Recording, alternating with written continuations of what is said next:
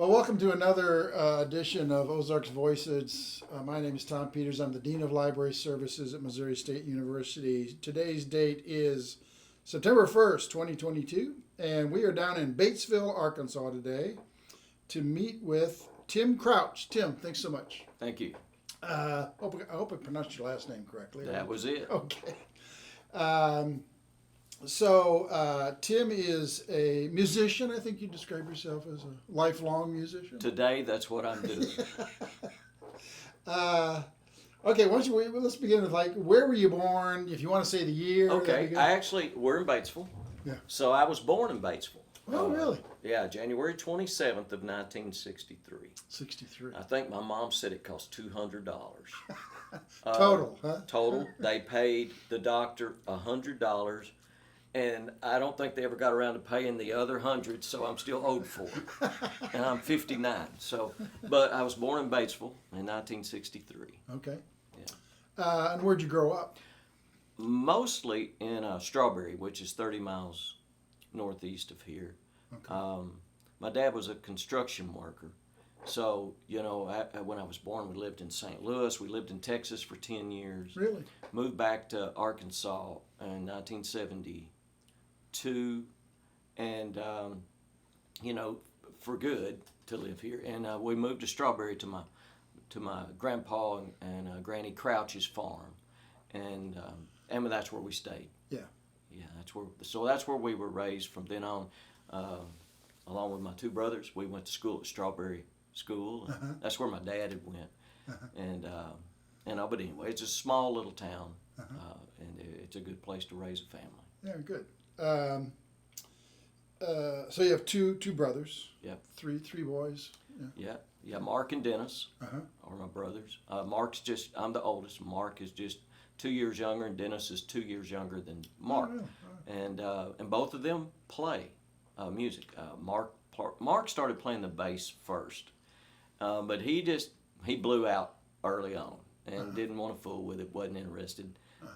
So we had an upright bass. That's what he played in. And my younger brother Dennis wanted to learn how to play, but he was so short and so young that he couldn't reach the neck, like that one. Right. So he had to stand on a milk crate, and he would stand on that, and he learned how to play the bass, and he's really good, and that's what he does to this day. Wow. Yeah. So I'm always curious. So you wouldn't really say, what would you say, that you came from a musical family, or did it kind of start with you three boys? No, I don't think it started with us. It came down through our dad was a really good guitar player, and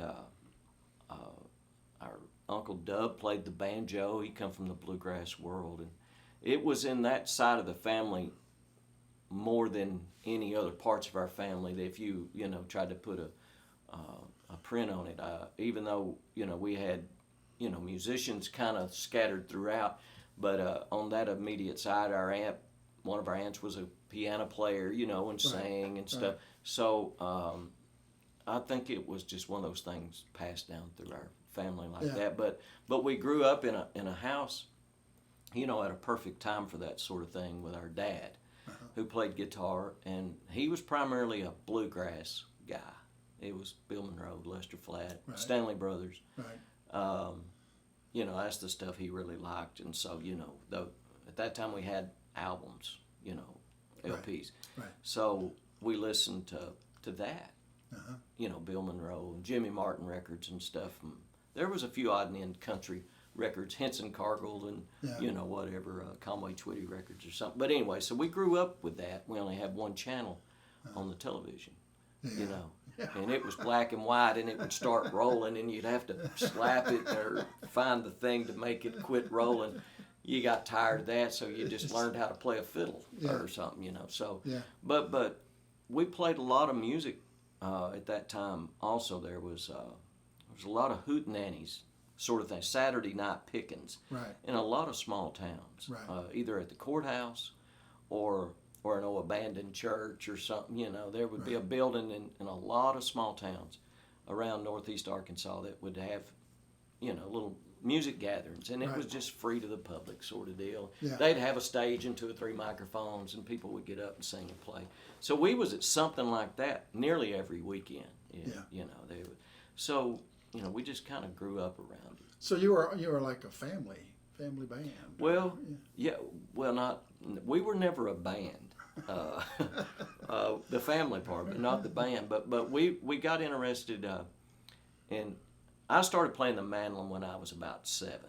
That's when we were living in Texas, and so when we moved back to Arkansas, my uncle Dub had brought a fiddle down for my middle brother Mark was going to learn how to. He was going to be the fiddle player. Well, Mark never did fool with it. Well, I could already play mandolin, some, and it frets just like a fiddle. It's the same fingering, except you don't have frets on the fiddle.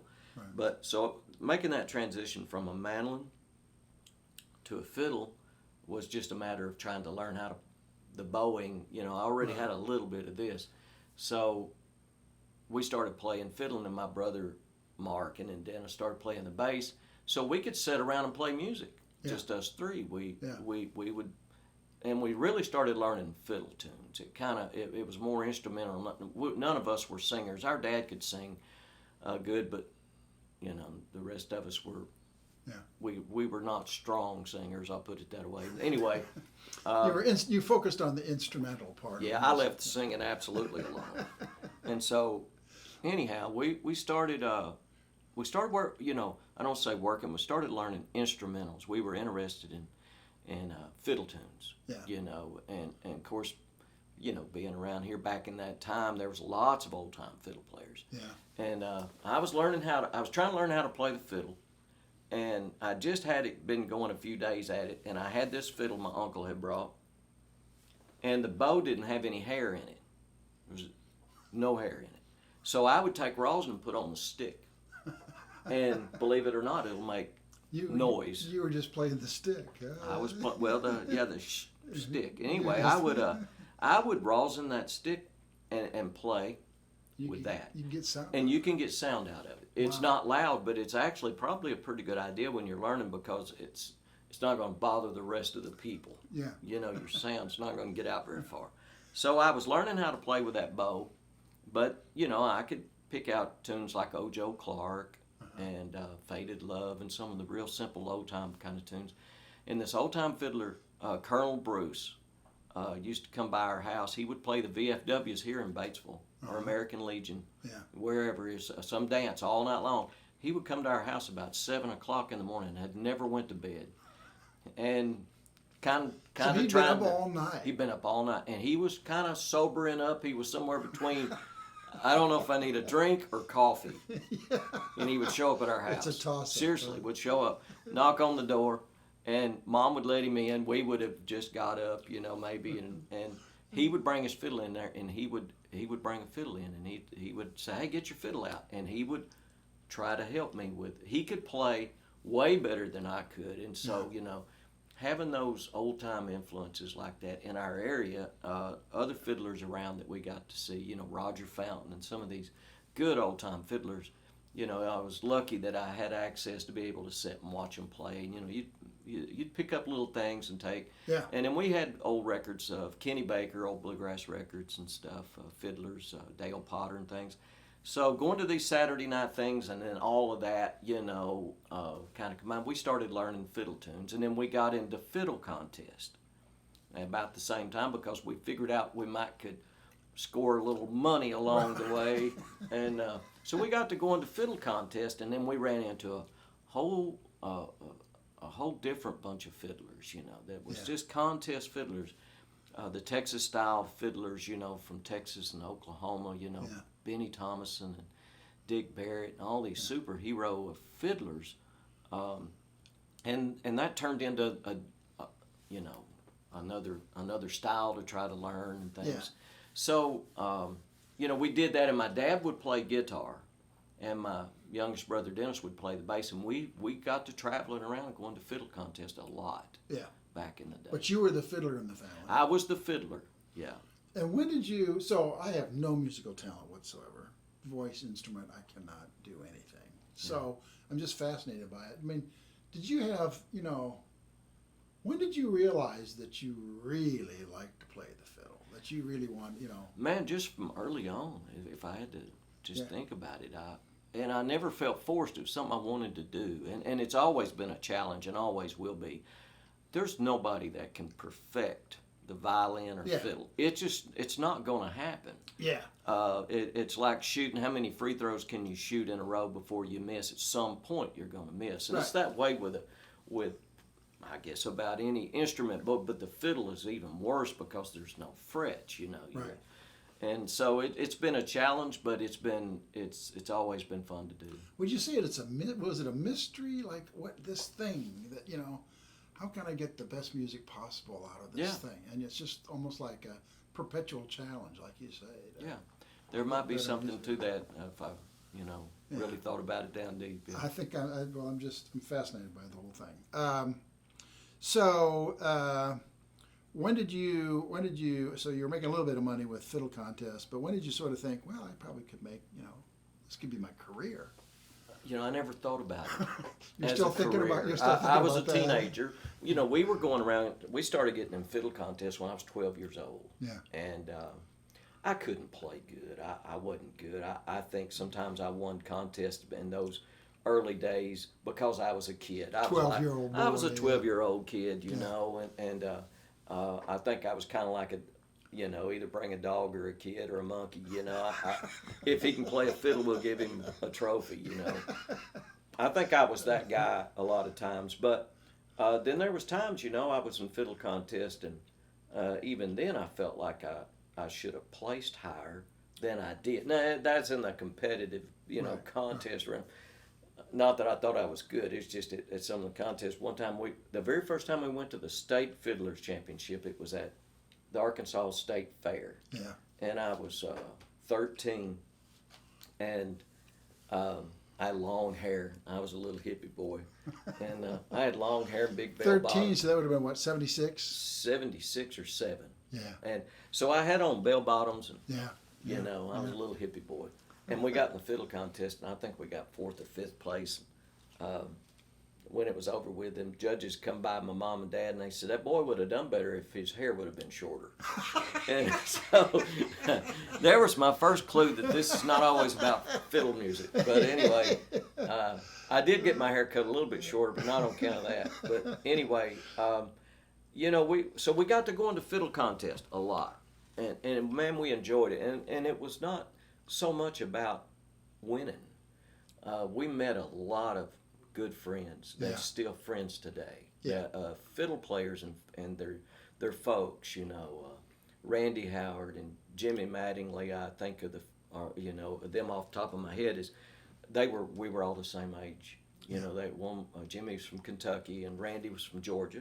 Yeah. So it wasn't like they lived next door, but we would meet up at these fiddle contests, and those guys were awesome players. And so to get to hang out with peers who were really good made you have to either get better or just leave it in the case. Right. So we all learned from each other, I think, to a certain point.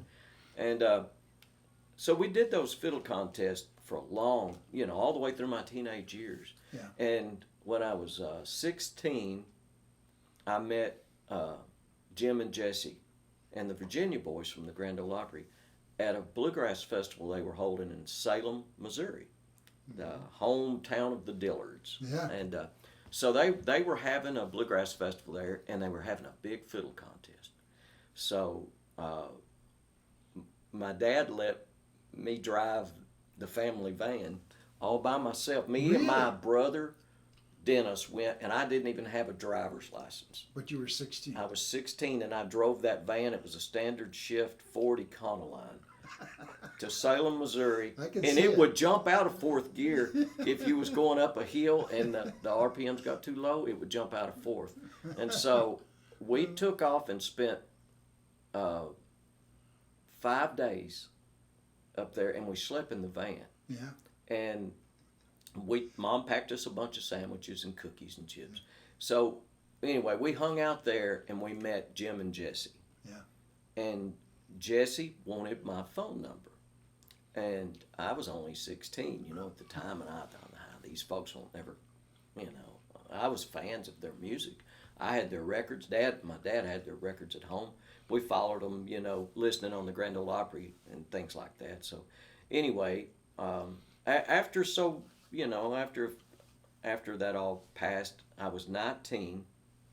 I had graduated high school, and I was hauling hay for farmers, and just whatever to make a buck at the time, and wasn't looking too hard for a job, not hard enough. And the phone rang, and it was in January of that year. I was 18 at the time, and my phone rang, and Mom, Dad's, and it was Jesse McReynolds.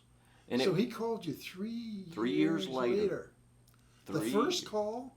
First call. 3 years later. So you must have made an impression on him. I don't know, or maybe I was just so far down the line that these other folks didn't need a job or whatever. But he called me 3 years later. Jesse McReynolds called me, and he said, we're looking for a fiddle player. And their fiddle player had moved on to another, fiddle job somewhere else. So he said, we want you to come over to the Grand Ole Opry and try out with us. See if you can do what we do. And he knew I played fiddle contest stuff, but can you play bluegrass? Can you play these fast bluegrass tunes? And I'm in. And this Friday. What did you think? Think? My first thought was, how am I going to get there? Because we didn't have a car Yeah. that would make it to Nashville, Tennessee. We just didn't. We grew up poor. I've had a few unroadworthy vehicles in my time too. I know. I know what it's like to be there because I was there, but we didn't have a car that would make it. So I told Jesse, I said, I'd like to, but I'm going to have to take a bus. At that time, the Greyhound bus lines was around, Yeah, so right. I said, my mom can put me on a bus, and if you'll pick me up in Nashville. I got on a bus in Walnut Ridge, Arkansas on a Thursday morning, and it's all day. Yeah. Into the early night. Stop everywhere. They picked me up at the bus station in Nashville, Tennessee at the Ryman. It was only 2 blocks from the Ryman Auditorium. So when I got off the bus, I could see the Ryman Auditorium. Well, I was blown away, And the banjo player at the time, Tim Ellis, picked me up. We went out to Jesse's, and we ran through some songs. And I stayed with Tim and his aunt and that Thursday night. And then on Friday, we went and played the Grand Ole Opry, and that was my tryout. So when we got to go out on the stage. So the first, I'm sorry to interrupt, but the first time you played with the group was at the Grand Ole Opry on a Friday night, and I'd never even been to the Grand Ole Opry. So the Friday night, that's like the I don't know what they call that, but it's the pre-show or the. Well, at that time there was Grand Ole Opry on Friday and Saturday nights. So, okay. And it's all at that time it would be aired from 6:30 till midnight each night, live on WSM. Yeah. And so, I was nervous because I'd listened to Grand Ole Opry a lot. Yeah. All of us had, because there was times our dad would just put us in we'd all get in the car and just ride around listening to the Grand Ole Opry, because back then it came in so plain, Yeah. And man, we'd get to hear all these people. So I had heard all of these folks, and of course back then, this would have been 1981 still at the time, or no, I'm sorry, 82. This was in January of 82. January of 82. So at that time, we still had Roy Acuff, Ernest Tubb, and Minnie Pearl. Yeah. We had all those Grand Ole Opry greats that had been there since the beginning. Yeah. So I had never seen them. I'd heard them, but I'd never seen them. So we got to. That's where I got to try out with Jim and Jesse. And so we go to the Friday night Grand Ole Opry, and the fiddle player who I replaced was Blaine Sprouse. And Blaine was a great fiddle player. But Blaine was a little smaller than me. So I had to wear Blaine's clothes. Because at that time they all dressed alike. They dressed like, in the polyester 3-piece suit right. thing. And they said, can you wear these? And I said, I don't know. I don't think so, but I'll try. And I got them on, but boy. So I was like Rafe Hollister in the Andy Griffith Show. So you were fiddling in a really tight suit. And we go out and we played. Roy Acuff was hosting that portion of the show that night, and Roy knew that was my first time to play, with them. Yeah. I'm sure it said something to him. And so when we finished our 2 songs, and Roy made sure we got a standing ovation. Or not, I don't want to say stand. He made sure we got an encore. We got to come back. Right. And so, of course, when we did, Roy's got the microphone, and Roy said, "Hey, I hear y'all got a new fiddle player, and so we'd like to hear this boy play the fiddle." You know, I'm standing there just, my knees are knocking, you know. Solo? Yeah. And so Roy calls me over to the center of the stage, and asked me my name, and he said, "Hey," he said, would you play Sally Gooden? We want to hear you play Sally Gooden. And of course, you know, I said, "Well, yeah." So we tore into Sally Gooden, and I got about halfway through it, and I broke a string on my fiddle. That's just something that never happens. Yeah. I broke a string, and when I did, the whole thing went out of tune, you know, of course. And Jesse kind of finished it up, and nervous enough to be on the Grand Ole Opry, but then to get to play a tune, and then you break a string. And I thought, well, that's it. They're taking me back to the bus station, you know. So anyway, we come off the stage, and I was nervous and sick and all that. It seemed like at the same time. Jesse said, "Well, we're playing in wherever, Mississippi, next week. Can you get back over here and go with us?" And yeah, so we played the Grand Ole Opry the next night on Saturday night. I caught the bus back home on Sunday, and then the first couple trips I went over there, I actually had to ride a Greyhound bus till I could get better tires on my car. To Nashville, and then you'd join up with the band. Yeah, and I would go out and play with them. At that time, you know, Jim and Jesse played a lot of weekends, festivals. Sometimes through the week we'd play shows, and so that was kind of my, if you want to say, look at it as a career. That was, even then I guess I was too young and naive to think of it as a career, but so I played with them for a little over a year, and then I started playing fiddle with the Whites, Buck, Sharon, and Sherrill, and they had a record deal with Warner Brothers at the time. And Jerry Douglas was playing dobro, and Neil Worf on drums, and so I played with them for a year, and we went around doing it was more country music than Jim and Jesse's bluegrass style. So I did that, and then I really got tired of making that trip back and forth, and I don't know. I don't want to say I burn out musically, but just something was telling me this is not what I need to be doing right now.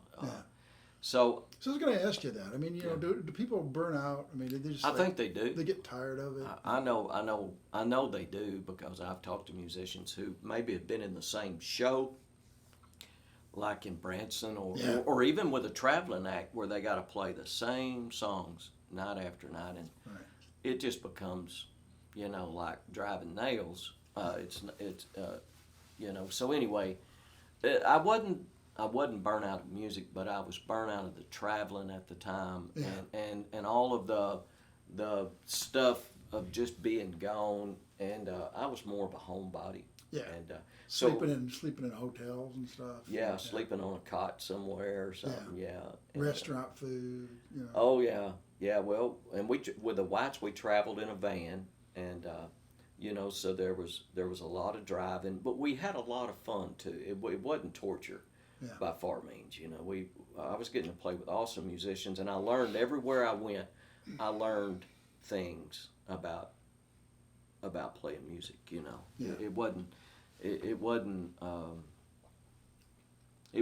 bad at all. You know, because getting to hang around somebody like Jerry Douglas, to me, I wouldn't have thought I'd ever met the guy. You know, now I'm up on the stage playing with him, and paying attention to how he plays behind people, how he backs up people and stuff. Those sort of things that you kind of learn along the way was stuff that you can't buy that, you know. But it's you know, I've been researching the Ozark Jubilee and the people that perform there, and that kind of personal appearance round where you're just driving it, you know, often late at night, you know, you do a gig and then you drive to the next gig and get there at first light and sleep for a while and then do it again, and it's just a rough life. It could wear you out. Now, can you imagine? I mean, we have cars with air conditioners and things now. Can you imagine back in the day when Hank Williams and Bill Monroe and Jimmy Dickens and all them was doing this back in the, you know, from the 20s and the 30s and the 40s and 50s. 2-lane roads. And gravel roads, too. I mean, you know, so it's not as bad as like what those folks, I'm sure, did, but, you know, it's all they knew at the time. But, it could wear on you physically. Yeah. You just you need to be mentally sharp as you can be when you play, and sometimes you just be tired. Yeah. And, So how'd you get into being a session musician? So some of our listeners might not quite understand. I'm not sure I completely understand.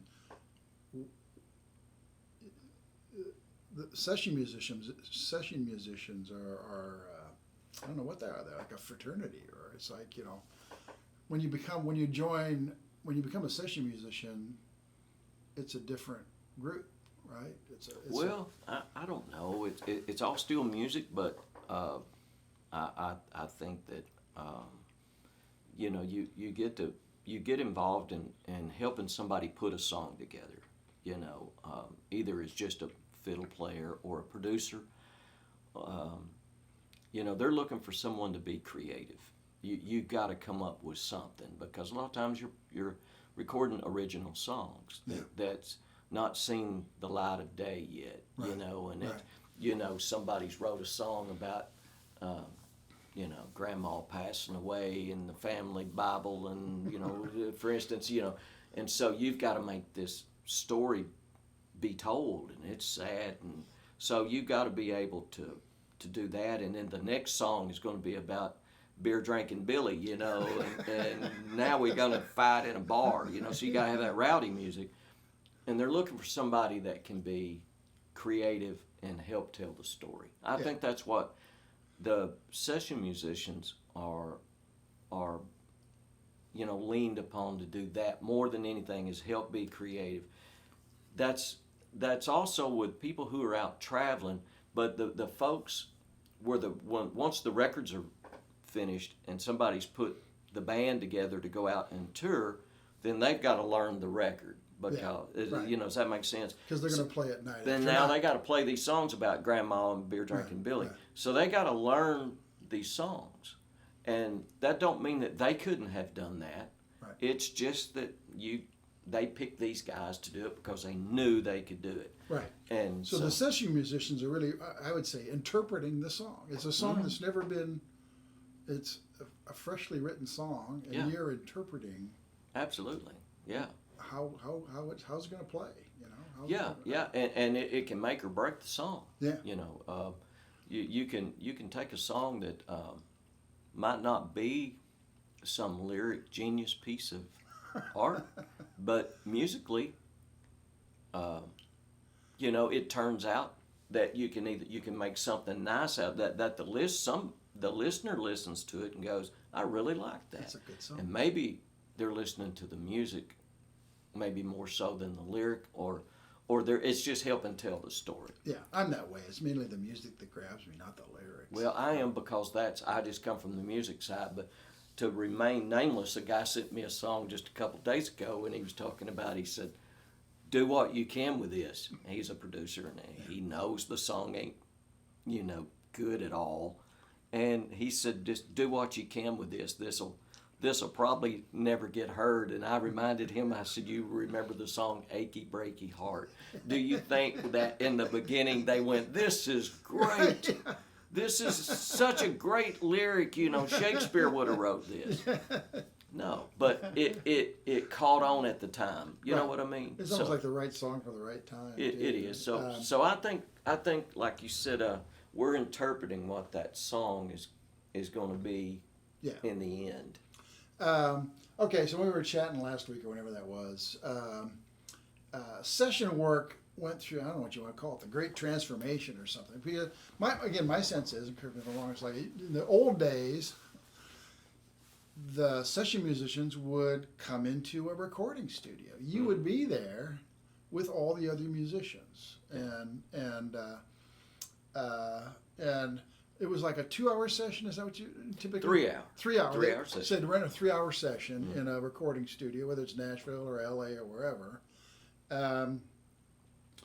and then your goal was to, basically, get good renditions of however many tunes you're trying to put out in that 3-hour session. So Right. I mean, it's like, it's like a cab ride or something. The clock's ticking, Yeah, so at that time, to talk about that just a little bit, at that time, so like just in Nashville at RCA studio, we'll just use that as an example. So Chet Atkins would have hired a whole band. Right. You would have had a couple of acoustic players, Grady Martin on electric and upright bass, drums, and they would have all been in one room. Right. They would have all been together. No headphones. There might have been some baffles set up a little bit to kind of help with the sound, but they would had to guarantee to cut 3 songs in 3 hours. And they always tried to get that fourth. If they had 10 minutes, here's song number 4. Let's get a fourth. And so they would always go for at least 3 to 4 songs. So if you want to look at that, that's an hour a song. And, we're talking about, everybody from doing a demo to Jim Reeves, at the time. So, they're going to hand out this, and every, I don't say everything, but or every session, but there became a thing where they started using this number system. The scale, do, re, mi scale, 1 through 7. It started with the singers, the background singers, to know which notes to sing. But then that passed on to the musicians, and it became a real easy transition for someone to chart a song. That's what they call it. They're going to chart the song. They're going to write the number system out, verses, choruses. And so they would write it out, and so they would hand those out. Here's, Oh Lonesome Me. Right. And fiddle's got the intro, steel's got the first solo, whatever. Somebody calls the order, and these guys, they did this all day long. Yeah. Into the night. So you do multiple 3-hour sessions. Oh yeah, you might do 4 a day. Yeah. So you're talking about 12 hours of intense work. You start at 10, you might go to 10 or 1 o'clock in the morning. Yeah. Cutting records, and maybe not always for the same people all day long. You might do a 10 and a 2 with Jim Reeves, and then that night you was with Patsy Cline, whatever the situation. Right. So these guys, they were good musicians who got even better because they were thrown in different genres of music. And this wasn't just in Nashville. My experiences is more with that and those people, of course, but this was happening in Los Angeles and New York and everywhere else. Right. But that's what they did. They did bring them into the studios. All the musicians were brought in along with the singers, background singers and everybody. I'm talking about the song is here, today. So would you actually, everybody be playing, the recording would be of everybody doing what they do. Yeah. There weren't like tracks or... It was being tracked to, at that time, there was 2-track, and then, there was 4-track, and then there was a big deal when it became an 8-track. Yeah, I know. We had 8 tracks. And I got in on the 8-track. Tapes, yeah. Oh, well, I'm talking about an 8-track recorder that stood up as tall as a door. Yeah. And my first experience was with an old 8-track recorder itself. And so, it was all recorded on tape, however that was going to be. It was all on tape in those times, So, but yeah, they would bring everybody in. It was recorded on tape. Now, they would take multiple takes of the song. Right. Until they got the one they liked. Right. But who knows how much tape they were going to eat up till Johnny Cash decided that's the one, That's enough, yeah. But that's how they did it, was have everybody in the room together. And man, there's nothing like that. I got to get in on some of that down through the years where all the musicians are sitting there, background singers, the lead singer, and everything's, ready to go. And there's nothing like it when you're sitting in a group. That's my very favorite way to record to this day. But now that's pretty much gone the way of the dodo, right? Well, it's gone much. It's not completely gone. I don't want to say that it's gone. I don't think it'll ever be gone. I think there's folks that still want to do that, and that would do it more if the opportunities was more, offered for that. Yeah. But now it slowly transitioned over time to where I don't know, I can't remember what year, but I want to think I know it was in the 90s, maybe the very early 90s. I started hearing the word Pro Tools, that software. It's a computer thing, and they already was doing ADAT recording that was on like a VHS tape. Right. And then there was the hard disk recorders, the Tascam hard disk recorders. So you just bought one unit. You didn't have to have tape machines anymore. And they got better and better, but there was always the complaint of the real purist of the sonic world was really a thing about that digital stuff sounds too brittle. You know, it's brittle, and all those highs poke through, where the tape had that soft sound. It's like pillows hitting you in the face, instead of a ball bat, sort of thing. So that transition was happening into the digital world, So it was a slow transition. It wasn't like overnight. No, I don't think it was overnight, but not with the old and with the new kind of thing. Yeah, I can remember going to places that had these, ADATs, and then, well, we thought that was so cool. We couldn't believe it, and then the hard disk recorders, and then, then once, through different various things, then once we got to the computers, where someone actually had a computer and they had Pro Tools on it, right, and you could edit, you could do things, you could play, and if you messed up, you went back and you just played that part, and they could fix these edits, and they could take it and they could move it around, they could speed it up, the editing was just endless at what could be done that you could not do with tape. right. So with tape, you got what you played. Now you could punch in, and fix, but the tuning, for instance, if a singer was out of tune, well, they're just out of tune. That's how they sang that day. Right. And with the digital world became all of these tools that came along with your recording software. Well, one of them, the major thing, was tuning, especially for vocalists, because so you could fix it. You could fix them. If they didn't sing in tune, you can put them in tune now, and they sound like $1,000,000. And man, I've seen it work. But what do you think, though? Has the music lost its soul, or is it? Well, I mean, I enjoy music, so I don't try to bash or beat up on the folks that wants to go whatever route it is. But I would say, and I there would be thousands of others that would join this, that we've seen a lot of people pass through the screen that wouldn't have passed through the screen if their vocals hadn't been able to have been tuned and fixed, tweaked. And then now, not only in the studios, but they got this stuff that they carry with them live, so it tunes them during a live performance. Really? Oh yeah. So I was going to say, even like a live, so there isn't like a pure live performance much anymore. There's people who won't use that. There's people who will go out and deliver their talent, whatever that is. It's the real deal. Yeah. And but there's some that very much depend on. I don't think it's that they're lazy, or that might be the case with some of them, but I think they just want to sing in tune, and they don't know if they can, and they want to do a good job. Yeah, they want to do a good job. So they carry a piece of equipment to make sure that you loved them. Yeah. How did you get paid for session work? I mean, would you get paid on the barrelhead at the end of the session, or?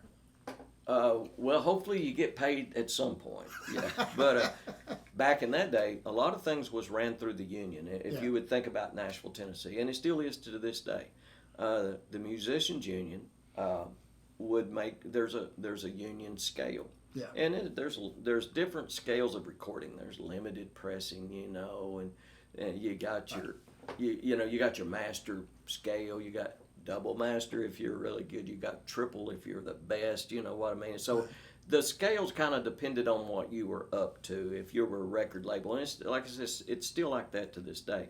But just to back up it, you would get paid for the 3-hour session.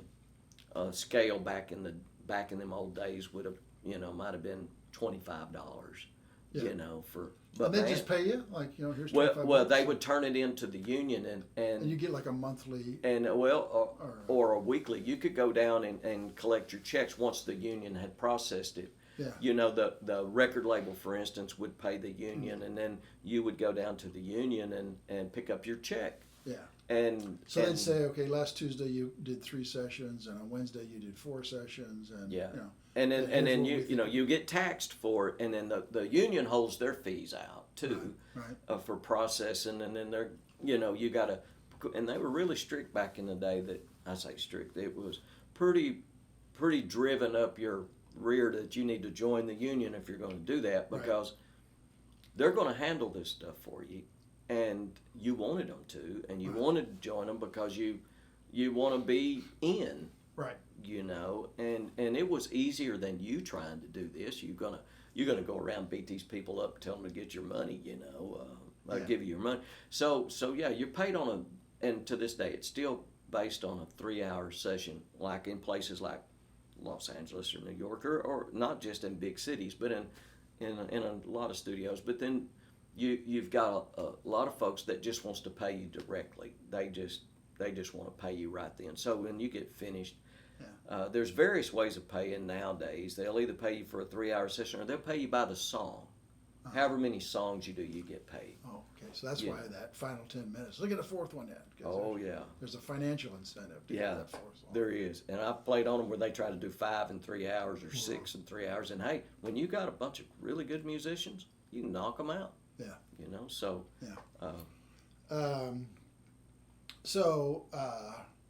3-hour sessions. Was there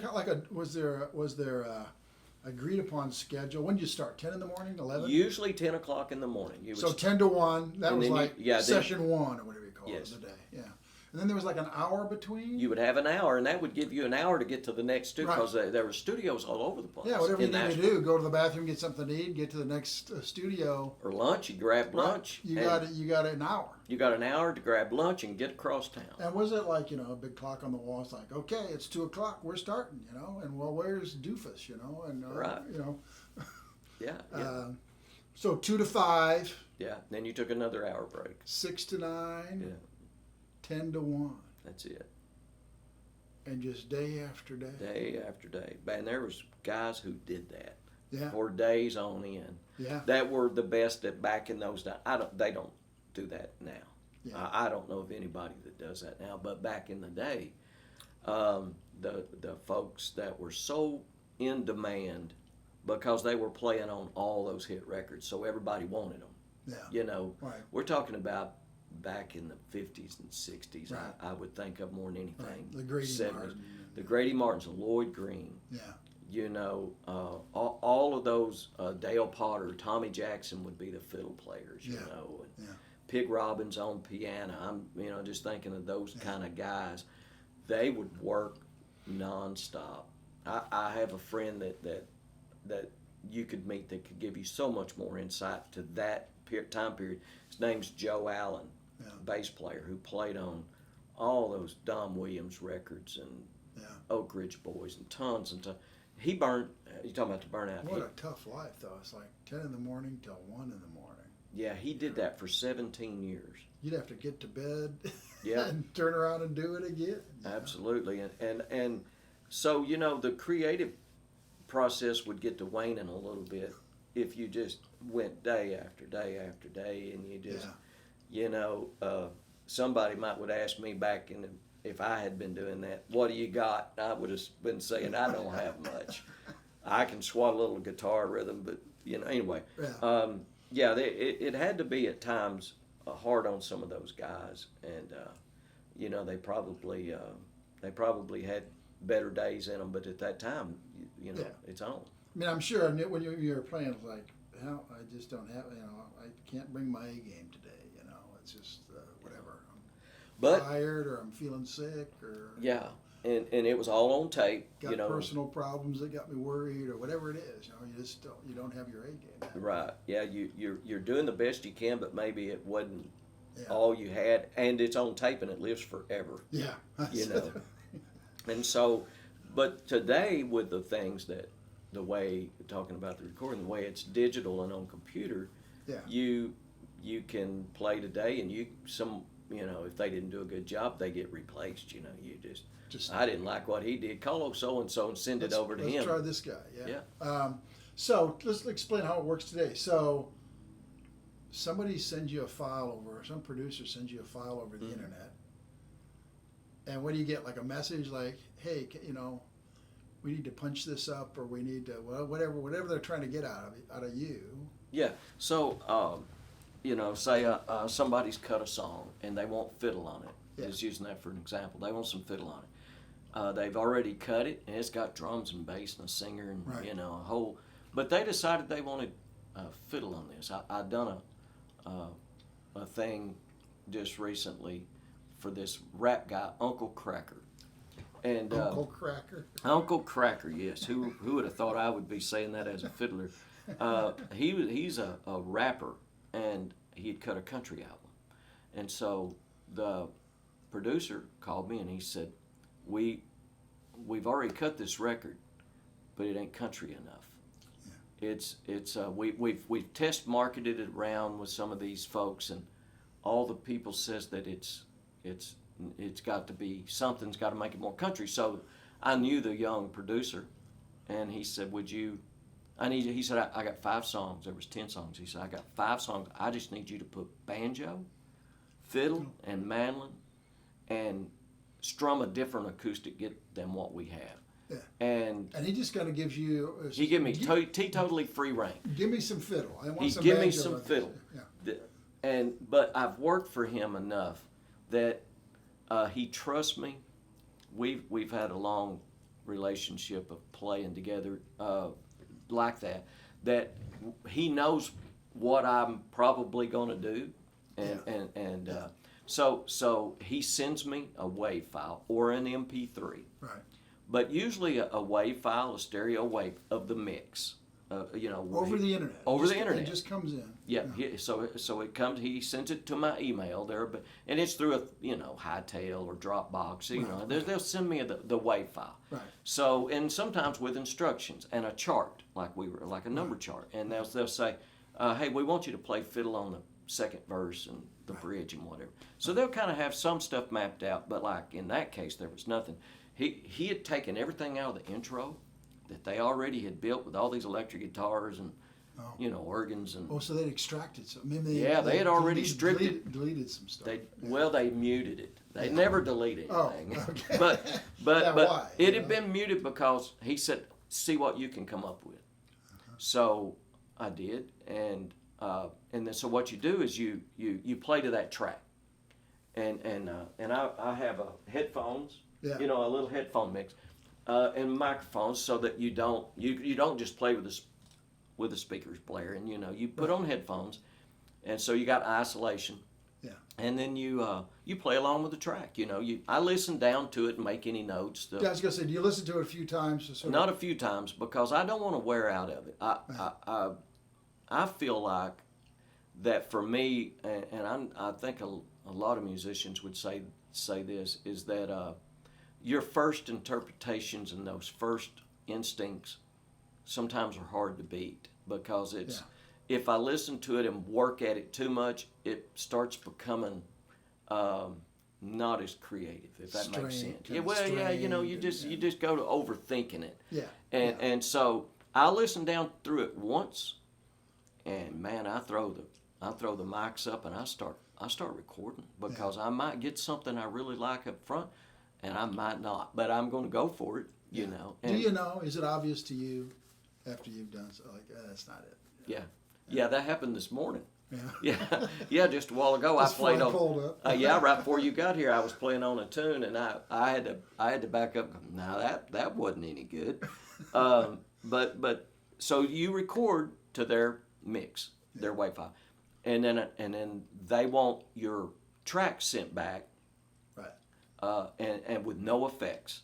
They don't want any reverb or no tuning. They don't want anything going on. Right. And send it back to the same length as theirs. Right. And they usually always want a WAV file. Yeah. And different sizes, or they record in different. That's an uncompressed. Yeah, they want uncompressed. They don't want anything done to it. Then they're gonna manipulate it on their end.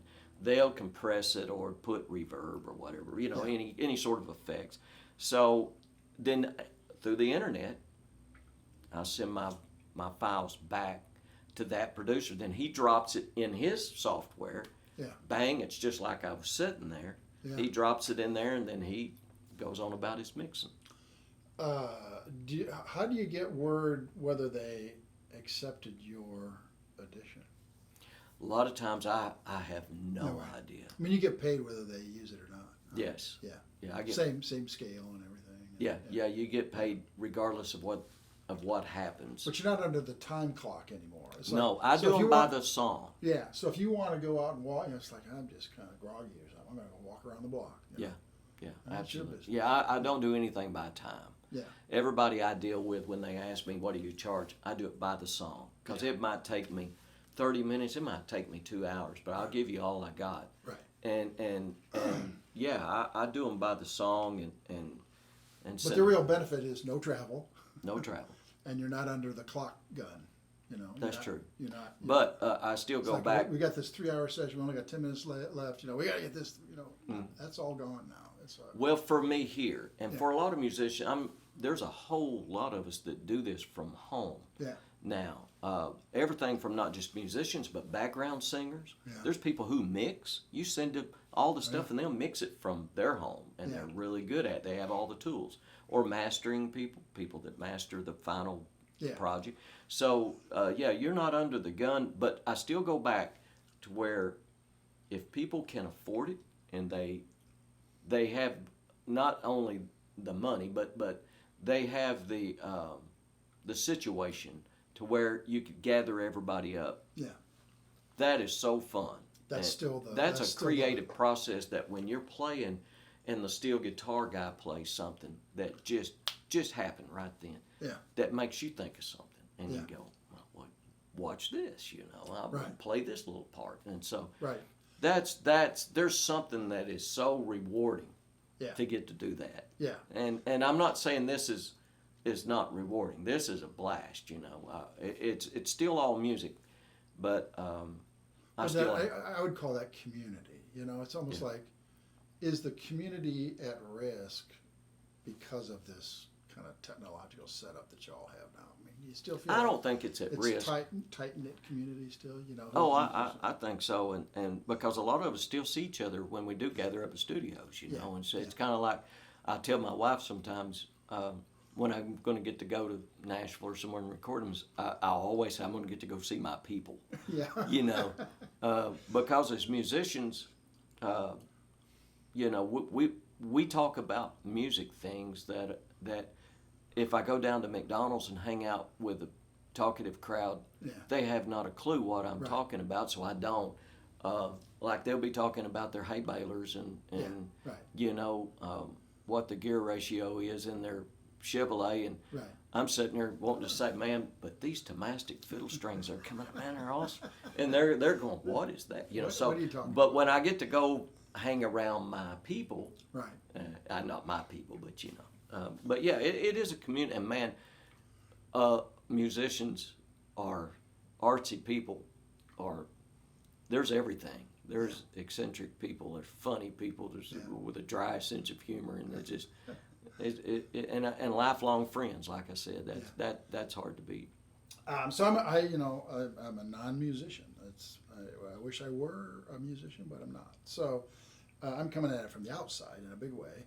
So in January, I bought a little store in McClurg, Missouri, and they've been having jam sessions every Monday night since '87, I think. So I just bought it. So, and with COVID, it closed down. So I reopened it. So every Monday night I get to see musicians, and there's no amplification whatsoever. There's no electronics at all. It's all just acoustic. But it's interesting to watch, like you said. It's like sometimes when somebody does something on a mandolin, it'll get the fiddler going. Or if you have two fiddlers show up, it's a different night than when there's only one fiddler. You know, and just see how the musicians interact with each other and how they usually play for about 2 hours, 2.5 hours. Yeah. And even just like the phases of the evening, how it sometimes, they might start with 13 musicians around in a circle, and by 9:30, there's only 7 left. Yeah. Sometimes they'll really get cooking then. Oh yeah, yeah. Sometimes the last songs of the evening are the best. Yeah. Well, the chemistry of musicians. I've come to really see this, not in the beginning so much, but down through years. You can change one musician, and the whole thing can change. Yeah. I've been involved in recording sessions where we would be maybe in a studio for 5 days, and you had this set of guys that were together for the first 3 days, and then on day 4 they changed piano players. Yeah. All of a sudden, we sound different. Changes the whole dynamic. Just one guy can make that much difference, and so, that's the same way with, getting together for jam sessions. If you change, or it's not so much to bring more in, but maybe if if somebody falls out, that's not that they're bad. It just changes the chemistry. Changes the dynamic. And also, you mentioned mandolin and violin. I would say there's a guy named David Scrivener who comes pretty much every week. I would say he's like the, lead fiddler at the jam session. But sometimes he'll pick up the mandolin. He'll put down the fiddle and pick up the mandolin, and that's just like a different thing going on there. Oh yeah, yeah, and I love to play fiddle, but like I'll go to Mountain View, Arkansas, up here hang out at the square, and I love to take a guitar, and never will even take a fiddle, and just get my guitar out and play behind the fiddlers, because I know all the fiddle tunes, and sometimes they don't have a rhythm player, or somebody's there that plays but don't know the fiddle tunes, and man, that's living for me as far as getting to play behind those and not have to play fiddle, just get to do something different. I'm still back to the fact that Jesse kept your number for 3 years before he called you. Yeah. So here's another thing. It's like, so we're doing this thing with the Smithsonian next summer, and we want to highlight all kinds of music and from the Ozarks, and musicians and dancers and foodways and all kinds of stuff, arts and crafts. So even little old me that doesn't really have much knowledge whatsoever about music, I can hear somebody like a 17-year-old playing the fiddle, well, like Mary Parker, for example, and I could say she's good, but she's at that stage of development where she might be really good next summer. Oh yeah. And I've been around enough to know that even some of these young people, they really progress pretty rapidly. Yeah, they do. Yeah. More so than we did when I was a kid. Because they're when you think about it, young kids now, they have YouTube. Yeah. They've got all these gadgets Yeah. that slows down music but leaves it at the same pitch, and they can do all this stuff that such an advantage over what we were when we was trying to learn how, and we had records, so we had an advantage over the people before us who was only catching it one time on the radio, Right. and so we would take the record and back them up, and, Yeah. here, how do you do that again? And you could only interpret what you were hearing and get it as close as you could, which made you wind up coming up with something yourself. Yeah. Sometimes you go, I just can't figure that one part up. I'll just play this, so you just do that. But nowadays they got YouTube, so you can see exactly, you can not only hear it, but you can see the fingering, when they're playing. Right. So young musicians now can go, transition to that greatness area pretty quick. Yeah. But you still have to have the fire in your belly. You still got to, yeah. Yeah. And man, I can only give kudos to the rhythm section. Is so important. Yeah. I was so lucky that my dad and my brother were so good. Yeah. They were tops. And I could have been Bugs Bunny and sounded like $1,000,000, because they played, they brought that rhythm. Yeah. And that is so important.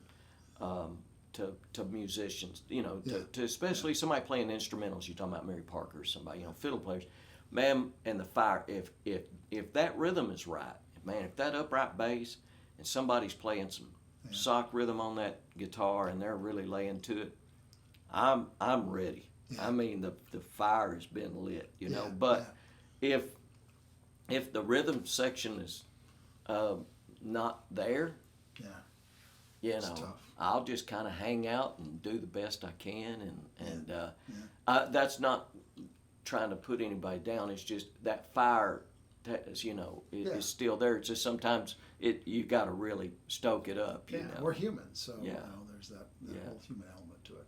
Well, I want to thank you. We're at the hour mark. I don't want to keep you too long, but we've been talking with Tim Crouch here in Batesville, Arkansas, just down the street from Lyon College. Yep. And I really appreciate it. Well, thank you.